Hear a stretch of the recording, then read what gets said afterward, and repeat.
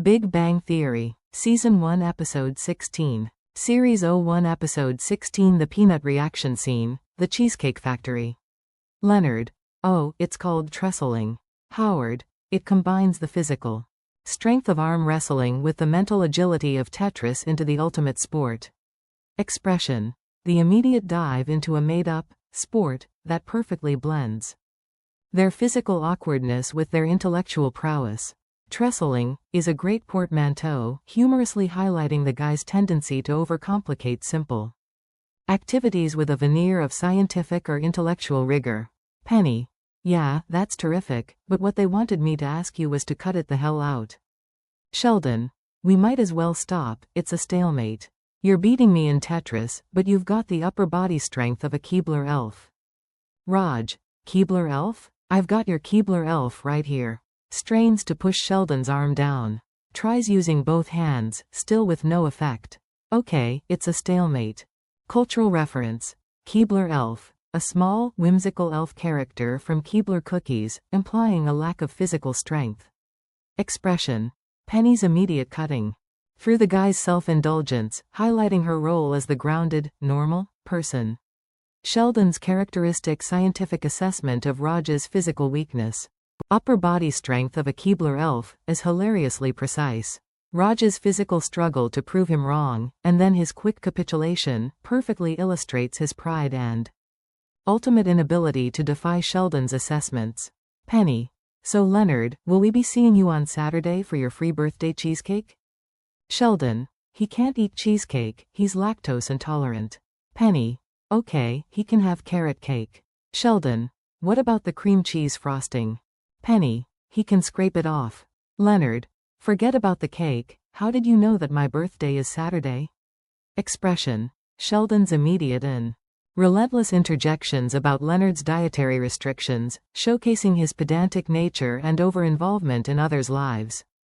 Penny's attempts to accommodate are met with Sheldon's continued specificity. Leonard's surprise at Penny knowing his birthday highlights his general obliviousness to personal details about himself that others might care about. Penny. I did your horoscope, remember, I was going to do everybody's until Sheldon went on one of his typical psychotic rants. Sheldon. For the record, that psychotic rant was a concise summation of the research of Bertram Forer, who in 1948 proved conclusively through meticulously designed experiments that astrology is nothing but pseudo-scientific hokum. Penny. Blah blah blah, a typical Taurus. Scientific concept. Bertram Forer, Forer effect, Barnum effect, a psychological phenomenon where individuals believe vague personality descriptions apply specifically to them, often used to explain the perceived accuracy of astrology. Expression. The classic clash between Penny's belief in pseudoscience, astrology, and Sheldon's rigid scientific rationalism. Sheldon's overly academic and defensive explanation of the Forer effect, psychotic rant, is perfectly Sheldon. Penny's dismissive, blah blah blah, a typical Taurus, humorously illustrates her stubborn ignorance and her ability to completely ignore Sheldon's intellectual arguments. Leonard. My parents focused on celebrating achievements, and being expelled from a birth canal was not considered one of them. Expression. Leonard's explanation for not celebrating his birthday, immediately revealing the emotionally detached and academically rigorous nature of his upbringing. The clinical term, expelled from a birth canal, instead of born, highlights this coldness. Sheldon. It's actually based on very sound theories, his mother published a paper on it. Penny. What was it called? I hate my son and that's why he can't have cake. Sheldon. It was obviously effective. Leonard grew up to be an experimental physicist. Perhaps if she'd also denied him Christmas he'd be a little better at it. Expression. Penny's direct and humorous, but also quite cutting, assessment of Leonard's mother's parenting. Sheldon's immediate defense of it and his backhanded compliment, insult to Leonard, perhaps if she'd also denied him Christmas he'd be a little better at it, is a classic example of his insensitivity and competitive nature. Howard. Well, I love birthdays, waking up to mom's special French toast breakfast. Wearing the birthday king crown, playing laser tag with all my friends. Penny. Yeah, see, that's what kids should have. Howard. Actually, that was last year. Expression. Howard's seemingly innocent description of a childhood birthday. Only to be immediately undercut by the reveal that it was last year, highlighting his immaturity and prolonged dependence on his mother. Leonard. I mean, when I was little I'd think maybe my parents would change their mind and surprise me with a party. Like this one birthday I came home from my cello lesson, and I saw a lot of strange cars parked out front. And when I got to the door I could hear people whispering, and I could smell German chocolate cake, which is my favorite. Penny. And? Leonard. It turns out my grandfather had died. Penny. Oh my God, that's terrible. Leonard. Oh, it was kind of like a birthday party. I got to see all my cousins and there was cake, so. Penny. That's the saddest thing I've ever heard. Howard. You think? Go ahead, tell her about your senior prom. Expression. Leonard's deeply depressing anecdote about his childhood hope for a birthday party being a funeral, showcasing the emotional neglect he experienced. His attempt to put a positive spin on it, kind of like a birthday party, is heartbreakingly funny.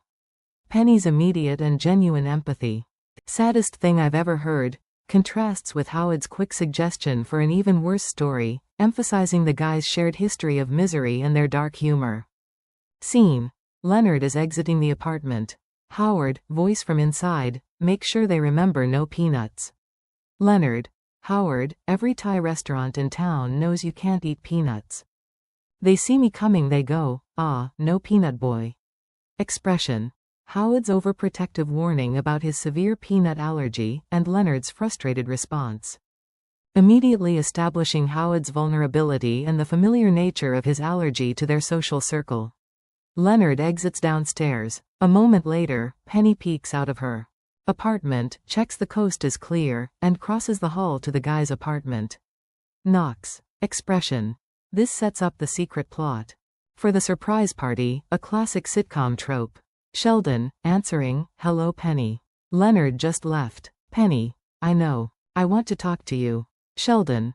What would we talk about? We've no overlapping areas of interest I'm aware of, and you know I don't care for chit-chat. Expression. Sheldon's immediate and insulting dismissal of Penny's company, stating there are no shared interests and he dislikes small talk, again highlighting his social awkwardness. Penny. Okay, here's the deal, we are going to throw Leonard a kick-ass surprise party for his birthday on Saturday. Sheldon. I hardly think so, Leonard. Made it very clear he doesn't want a party. Howard. Did someone say party? Expression. Penny's determined plan to give Leonard the birthday he never had. Sheldon's literal interpretation of Leonard's statement, and Howard's immediate appearance at the mention of party, despite having just exited, are classic character reactions. Penny. He just doesn't know he wants one because he's never had one. Howard. I suppose that's possible, but for the record, I've never had a threesome and yet I still know I want 1. Expression. Penny's empathetic reasoning for the party, immediately derailed by Howard's crude and inappropriate sexual analogy, showcasing his consistent lack of filter. Penny. Howard, here's the difference. The possibility exists that Leonard could have a birthday party before hell freezes over. Howard. Fine. If I do have a threesome, you can't be part of it. I'm just kidding, yes you can. Can you bring a friend? Expression. Penny's sharp retort highlighting the unlikeliness of Howard's desire coming true. Howard's immediate negotiation of the threesome, showing his single-minded obsession with sex, even when it's clearly an impossible fantasy. Sheldon. I think a birthday party is a terrible idea. I envy Leonard for growing up without that anguish. Penny. Anguish? Sheldon. Year after year, I had to endure wearing conical hats while being forced into the crowded sweaty hell of bouncy castles, not to mention being blindfolded and spun towards a grotesque tailless donkey as the other children mocked my disorientation. Expression. Sheldon's surprisingly strong negative reaction to birthday parties, revealing his childhood traumas. Associated with forced social conformity, conical hats, bouncy castles, and sensory overload, painting a vivid and comically exaggerated picture of his discomfort. Penny. Okay, sweetie, I understand you have scars that no non-professional can heal, but nevertheless we are going to throw Leonard a birthday party. Sheldon. Have I pointed out that I am extremely uncomfortable with dancing, loud music and most other forms of alcohol-induced frivolity? Penny. Nevertheless we are. Expression. Penny's sympathetic but firm dismissal of Sheldon's deeply rooted issues, showing her resolve. Sheldon's continued detailed objections highlight his aversions to typical social activities. Penny. Okay, here's the deal. You either help me throw Leonard a birthday party or, so help me God, I will go into your bedroom and I will unbag all of your most valuable mint condition comic books. And on one of them, you won't know which, I'll draw a tiny happy face in ink. Sheldon. You can't do that. If you make a mark on a mint comic book, it's no longer mint. Penny. Sheldon, do you understand the concept of blackmail? Sheldon. Well, of course yeah, I have an idea. Let's throw Leonard a kick-ass birthday party. Expression. Penny's ultimate leverage against Sheldon, threatening his most prized possessions.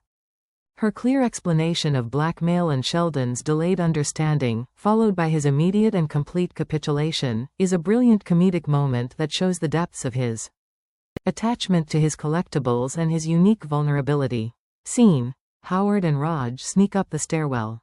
Howard. He knocks 2-2-1. Sheldon. That's not the secret knock. This is the secret knock. He knocks 2-1-2. Howard. What difference does it make? Sheldon. The whole point of a secret knock is to establish a nonverbal signal to verify the identity of one's co-conspirators. Penny. Is that Raj and Howard? Sheldon. Possibly, but unverified. Expression. Sheldon's obsessive need for rigid adherence to rules, even for a secret knock, for a surprise party, showing his pedantry and his inability to grasp the spirit over the letter of the law. His possibly, but unverified, to Penny is classic Sheldon. Howard. Can you just let us in?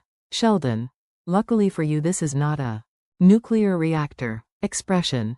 Sheldon's sarcastic retort, implying that his rules are as strict as those of a nuclear facility, further highlighting his over-the-top sense of self-importance. Howard. Well, Raj got him an awesome limited edition Dark Knight sculpture based on Alex Ross's definitive Batman, and I got him this amazing autographed copy of the Feynman lectures on physics. Penny. Nice. I got him a sweater. Howard. Okay, well, he might like that. I've seen him. Chilly. Cultural references. Dark Knight sculpture, Alex Ross, Batman, Feynman lectures on physics.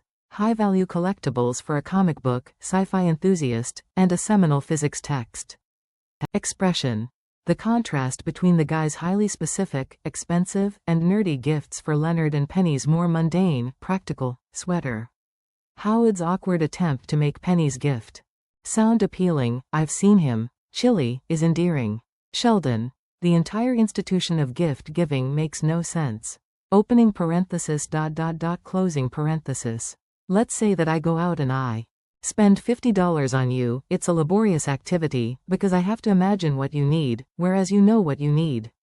Now I can simplify things, just give you the $50 directly and, you could give me $50 on my birthday, and so on until one of us dies leaving the other one old and $50 richer.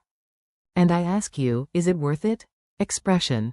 Sheldon's overly rational and cynical explanation of why gift-giving is illogical, reducing it to a cold economic transaction. This demonstrates his lack of understanding of emotional and social gestures. Penny. Well, Sheldon, you're his friend. Friends give each other presents. Sheldon. I accept your premise, I reject your conclusion. Howard. Try telling him it's a non-optional social convention. Penny. What? Howard. Just do it. Penny. It's a non-optional social convention. Sheldon. Oh. Fair enough. Howard. He came with a manual. Expression. Sheldon's initial refusal to accept the emotional logic of friendship. Howard's insightful, and hilarious, advice to Penny about how to program Sheldon, non-optional social convention, highlights Sheldon's unique psychology and his adherence to rules. Above all else, his comment, he came with a manual, is a perfect punchline. Sheldon. Question, how am I going to get Leonard a present before the party? I don't drive, and the only things available within walking distance are a Thai restaurant and a gas station. I suppose I could wrap up an order of mee krob and a couple of lottery scratchers. Cultural reference. Mee krob. A sweet and sour crispy noodle dish in Thai cuisine. Expression. Sheldon's immediate focus on the practical logistical problem and his incredibly uninspired gift ideas, once again showing his lack of imagination when it comes to social customs. Penny. Okay, let's do this. I will drive Sheldon to get a present, and Howard, you need to get rid of Leonard for about 2 hours. Howard. No problem. Penny. And then Raj, you bring the stuff across the hall and start setting up. Howard, after Raj whispers in his ear, what if guests show up? Penny. Entertain them. Howard. What if they're women? Penny. Stare at them and make them feel uncomfortable. Expression. Penny taking charge of the party logistics. Her final instruction to Howard regarding women, drawing directly from his past behavior, is a very funny and self-aware moment. Scene. The apartment. Leonard is playing an Xbox game. Howard. So, listen, the new art is showing the revised definitive cut of Blade Runner. Leonard. Seen it. Howard. No, you've seen the 25th anniversary final cut. This one has 8 seconds of previously unseen footage. They say it completely changes the tone of the film. Leonard. Oh, pass. Cultural reference. Blade Runner, film. 25th anniversary final cut.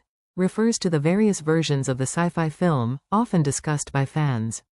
Expression. Howard's elaborate attempt to lure Leonard away with a super nerdy attraction, highlighting the depth of their niche interests. Leonard's surprising disinterest, pass, suggests his current gaming obsession. Leonard. Look, I am in the Halo battle of my life here. There's this kid in Copenhagen. He has no immune system, so all he does is sit in his bubble and play Halo 24/7. Howard. Can't you play him some other time? Leonard. Not if you believe his doctors. Cultural reference. Halo, video game. Copenhagen, kid in a bubble. References a popular video game and a classic trope of an isolated, sick child. Expression. Leonard's deep immersion in his video game, exaggerating the stakes. By describing his opponent as a bubble boy, humorously showing the intensity of their gaming world. Howard. Oh my God, do you smell gas? Leonard. No. Howard. Yeah, no. Expression. Howard's desperate and clumsy attempt to create an excuse to leave, immediately failing as Leonard doesn't smell gas. Scene. An electrical store. Sheldon. Leonard needs a DVD burner. Penny. Sheldon, a gift shouldn't be something someone needs, it should be something fun, you know, something they wouldn't buy for themselves. Sheldon. You mean, like a sweater? Expression. Penny trying to explain the emotional nuance of gift giving to Sheldon. Sheldon's immediate and literal connection to Penny's own gift, like a sweater, highlights his inability to grasp abstract concepts like fun when it comes to gifts. Penny. Okay, the point is, one of the ways we show we care about people is by putting thought and imagination into the gifts we give them. Sheldon. Okay, I see, so not a DVD burner. Penny. Exactly. Sheldon. Something he wouldn't buy for himself. Something fun. Something like, oh, an 802.11n wireless router. Technical reference. 802.11n wireless router, a technical specification for a wireless network device. Expression. Sheldon's continued inability to translate Penny's emotional advice into a truly fun gift, immediately defaulting to another piece of practical technology, highlighting his intellectual rigidity. Sheldon. On my 12th birthday I really wanted a titanium centrifuge, so, you know, I could separate radioactive isotopes. Penny. Of course. Sheldon. Instead of a titanium centrifuge, my parents bought me, wow, this is hard. They got me a motorized dirt bike. Penny. No? Sheldon. What 12-year-old boy wants a motorized dirt bike? Penny. All of them. Sheldon. Really? Penny. Yeah. Sheldon. Huh? Scientific concept. Titanium centrifuge, radioactive isotopes, high-tech scientific equipment. Expression. Sheldon's deep-seated childhood trauma is revealed to be receiving a dirt bike instead of a centrifuge. His profound disappointment in a gift most boys would dream of, and his Genuine bewilderment at Penny's reaction highlights his singularly unique and socially detached childhood.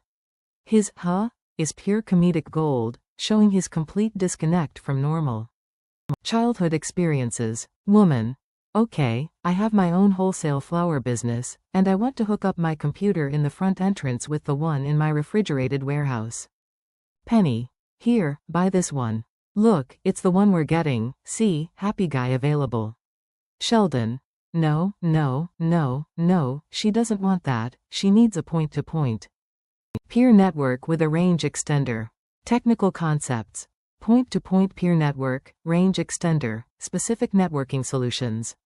Expression: Penny's attempt to use superficial cues, happy guy available, to recommend a product, immediately overruled by Sheldon's precise and correct technical advice, showcasing his superior knowledge but also his desire to help, when it involves his expertise. Random guy: which hard drive do I want, FireWire or USB? Sheldon: it depends on what bus you have. Guy: I drive a Chevy Cavalier. Sheldon: oh, dear Lord. Penny: Sheldon, we have to go. Sheldon: not now, Penny, this poor man needs me. To woman approaching: you hold on, I'll be right with you. What computer do you have, and please don't say a white one.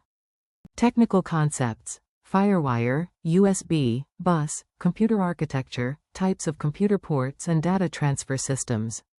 Expression: the increasing chaos as Sheldon becomes an impromptu technical support desk, completely losing track of the birthday party. His despair at the customer's misunderstanding of bus, oh, dear Lord, and his quick, dismissive question about the color of a computer, implying a lack of technical knowledge, perfectly encapsulate his intellectual snobbery and inability to prioritize anything over showing off his knowledge.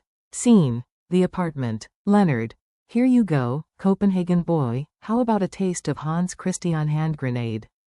Raj enters carrying party supplies. Howard waves him away while in the background Leonard is heard saying, oh, that did not feel good. Come on, oh you clever little. Come on, take that. Cultural reference: Hans Christian hand grenade, a pun on Hans Christian Andersen, the Danish author. Expression: Leonard's continued immersion in his video game, with a clever, if slightly aggressive, pun, while the setup for his surprise party unfolds awkwardly in the background, showing the contrast between his world and the actual events. Howard: this granola bar, there's peanuts in it. Leonard: oh my god, why did you eat it? Howard: I don't know, it was just there. Leonard: well, if I had a gun there, would you have shot yourself? Howard: don't yell at me, I've got to go to the emergency room. Expression: Howard's incredibly clumsy and desperate attempt to feign an allergic reaction, admitting he ate the granola bar just because it was there. Leonard's incredulous and dark comparison to a gun highlights the absurdity of Howard's plan. Howard, into phone after Leonard leaves room. The laundry is out of the hamper. Looks exasperated: okay Sheldon, what was it supposed to be? Fine, it's out of the washer. I'll call you when it's in the dryer. Expression: the reveal that Howard's allergic reaction is a completely fabricated plan orchestrated by Sheldon, involving mundane household chores as coded messages, highlighting the elaborate and ridiculous schemes Sheldon concocts. Scene: the hospital. Nurse: oh, well, in that case fill this out and have a seat. Howard: look, all I need from you is to take me in the back and give me a band-aid so I can pretend I had a shot of epinephrine, and then you tell my friend you need to keep me under observation for about an hour and a half. Nurse: is that all you need? Howard: yes. Nurse: get out of my Expression: Howard's blatant and increasingly desperate request to scam the hospital, detailing his fake medical plan. The nurse's deadpan and firm dismissal is a classic straight man reaction to his outrageousness, highlighting his lack of understanding of professional boundaries. Nurse: oh, I understand, but unfortunately this hospital is not equipped to treat stupid. Expression: the nurse's blunt and biting insult, perfectly articulating the absurdity of Howard's request. Howard: okay, I get it. I know how the world works. How about if I were to introduce you holding up a $5 bill, to the man who freed your people. Nurse, unless my people were freed by Benjamin Franklin and his 5 twin brothers, you are wasting your time. Cultural references. Benjamin Franklin, $5 bill. References to U.S. currency and a historical figure. Expression. Howard's ridiculously naive attempt at bribery, demonstrating his complete disconnect from real-world ethics. The nurse's sharp and witty retort, pointing out his obvious mistake, further highlights his ineptitude. Leonard. Really, 'cause you don't look like you're swelling up at all, maybe we should just pick up some Benadryl at the drugstore and go home. Howard. We can't go home. Leonard. Why not? Howard. Because, pretends tongue has swollen up, because thtth. Brisket, brisket. Water, need water. Expression. Leonard's growing suspicion about Howard's fake symptoms and Howard's increasingly exaggerated, and physically comical, attempt to maintain the charade, further solidifying his portrayal as an over-the-top schemer. Penny, with Sheldon in background at the head of a large queue of customers. Yeah, well so'd I. Look, you've got to stall Leonard a little longer. Howard. I don't think I can. Penny. You have to, we all have to be there at the same time to yell, surprise. Howard. Okay, you have to understand something, we're in a hospital right now. Penny. Why, is Leonard okay? Howard. Leonard's fine. I'm fine, thanks for asking, by the way. Expression.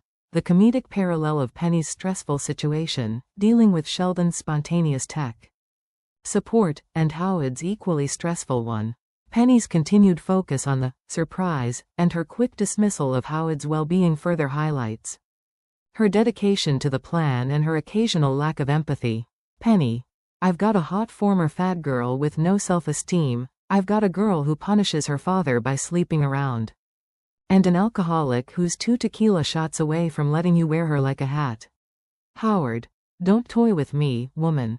Opening parenthesis ... closing parenthesis. Thy will be done. Thinks. Reaches into back pocket, finds the half a granola bar from earlier. Looks down. I'm doing this for you, little buddy. Takes a bite. Expression. Penny's desperate, and morally questionable, bargaining with Howard, offering him a list of her easy friends, showcasing her willingness to do anything to make the party happen. Howard's immediate and dramatic acceptance of this offer, followed by his decision to actually eat the peanut-filled granola bar, is the episode's central physical comedy payoff and a testament to his single-minded pursuit of sex. His whispered, I'm doing this for you, little buddy, to the granola bar, is a dark and hilarious touch. Scene. The store. Sheldon. Yes, well, apparently neither does anyone else. Penny. Sheldon, we have to go. Sheldon. Why? Penny. Well, for one thing, we're late for Leonard's birthday party. And for another, I told him to call security. Sheldon. To customer, good luck. To assistant, by the way, a 6-year-old could hack your computer system. Penny. Keep walking. Sheldon. Yeah, 1234 is not a secure password. Expression. Sheldon's continued inability to disengage from his impromptu tech support, even when facing a security threat. His final, unsolicited advice to the assistant is a classic Sheldon moment, highlighting his intellectual arrogance and need to point out perceived flaws. Scene. The hospital. Leonard. Excuse me, my friend is having an allergic reaction to peanuts. Nurse. No, he's not. Leonard. Yes, he is. Nurse. Look, sir, we are very busy here and I just don't. Sees Leonard, whose face has swollen all over. Holy crap. Howard. Please help me. Nurse. Code 4, I need a gurney, right away, right away. Howard. Thank you. Expression. The climactic moment where Howard's fake allergy becomes a real, life-threatening one due to his own actions. The nurse's initial dismissal turning to shock, and Howard's muffled, slurred pleas, are a darkly comedic resolution to his earlier scheming.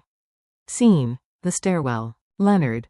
Say what you will about the healthcare system in this country, but when they're afraid of lawsuits they sure test everything. Howard. I really don't think the colonoscopy was necessary. Expression. The aftermath of Howard's allergic reaction, with Leonard's pragmatic observation about the healthcare system and Howard's grossly Specific complaint about medical procedures, providing a final layer of physical comedy. Leonard, you know, before you got all swollen up, I actually thought you were trying to keep me out of the apartment so you could throw me a surprise party. Howard, oh, right, it's your birthday. I had no idea it was your birthday. I completely forgot. Wow, what a lousy way to spend a birthday. Well, it's all over now. Leonard, there is a party, isn't there? Howard, maybe. Leonard, Howard, are you mad? Leonard, how could I be mad? You actually risked your life because you cared about me. Expression. Leonard's realization of the surprise party plan, and Howard's clumsy attempt to feign ignorance. Leonard's genuinely touched reaction to Howard risking his life is a rare moment of sincere emotion and a testament to their friendship, despite Howard's self-serving motivations. Scene. The apartment. Opens door. Raj is drunkenly singing True Colors very badly into a microphone with his shirt off and a bandana round his head while waving a beer bottle. Penny and Sheldon are asleep on the couch and armchair respectively. Raj, dude, everybody left an hour ago. Surprise. Cultural reference. True Colors, song. A popular song by Cyndi Lauper. Expression. The hilarious and deflating anticlimax of the surprise party. Instead of a joyous celebration, Leonard walks into a drunken, abandoned mess. With Raj still, badly, performing and Penny and Sheldon passed out. Raj's slurred surprise is the perfect capstone to the failed event, highlighting the chaotic nature of their social gatherings. Time shift. View of a mobile phone video screen. Expression. The use of a video recap to show the party's wild and embarrassing progression, a common narrative device to show events that can't be depicted in real time. Raj, oh sweet Krishna, shake it, that a rupee maker. Penny, I'm so sorry you didn't get your party. Leonard, oh, it's okay. Penny, happy birthday anyways. She kisses him full on the lips. Leonard, hey Penny, when's your birthday? Cultural reference. Krishna, Hindu deity, a major deity in Hinduism. Rupee maker, a crude, sexualized term for money. Expression. Raj's drunken, inappropriate comments about the stripping woman. Penny's genuine, though slightly guilt-ridden, apology and her spontaneous kiss are the true surprise, and the episode's romantic climax, providing Leonard with the emotional connection he craves. His immediate question about her birthday shows his hope for a reciprocal gesture and a continuation of their burgeoning relationship.